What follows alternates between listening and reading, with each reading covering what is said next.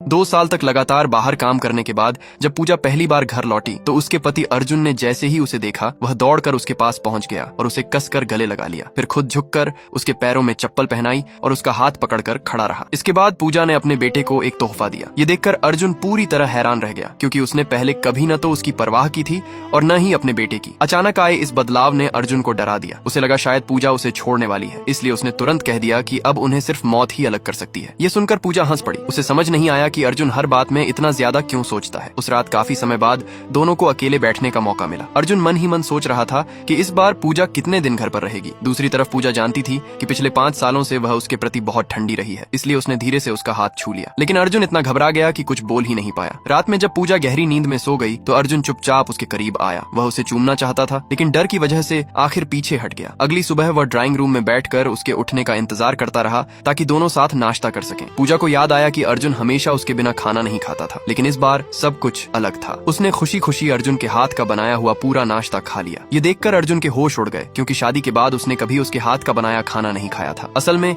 यह कहानी 5 साल पहले शुरू हुई थी। पूजा की कंपनी पैसों की कमी की वजह से बंद होने वाली थी। तभी अर्जुन उसकी मदद के लिए सामने आया, लेकिन उसकी एक शर्त थी, पूजा को उससे शादी करनी होगी। मजबूरी में पूजा को अपने प्रेमी रोहित से रिश्ता तोड़ना पड़ा। उसे हमेशा लगता रहा कि अर्जुन ने ही रोहित को फंसाकर जेल भिजवाया है। इसी गलत फहमी की वजह से शादी के बाद वह अर्जुन से नफरत करने लगी। कुछ समय बाद जब उसे पता चला कि वह मां बनने वाली है तो उसने बच्चा गिराने का फैसला किया। लेकिन अर्जुन उसके सामने घुटनों पर बैठ गया और बच्चे को जन्म देने की विनती करने लगा। बाद में पूजा अपने करियर के लिए विदेश चली गई। वहां उसने वायलिन की दुनिया में बड़ी सफलता हासिल की, लेकिन पूरे 5 साल तक वह अपने पति और बेटे से दूर और भावनात्मक रूप से बिल्कुल ठंडी बनी रही। फिर एक हफ्ते पहले उसे पूरी सच्चाई पता चली। उसकी कंपनी को संकट में डालने वाला कोई और नहीं बल्कि उसका अपना प्रेमी रोहित था। अर्जुन का उस पूरी घटना से कोई लेना देना नहीं था। तभी उसे एहसास हुआ कि उसने इतने साल एक बेगुनाह इंसान से नफरत की। उसी पल उसने घर लौटने का फैसला कर लिया। जब वह घर पहुंची और दरवाजे पर गुलाबों का समंदर देखा तो उसे अपनी कही हुई एक पुरानी बात याद आ गई। उसने कभी कहा था कि उसे गुलाब बहुत पसंद है। बस उसी एक बात के लिए अर्जुन ने उसके लिए पूरा गुलाबों का बगीचा बनवा दिया था। ये सब देखकर पूजा को अपने की पर बहुत पछतावा हुआ। घर लौटने के बाद उसने अपना व्यवहार पूरी तरह बदल दिया। अब वह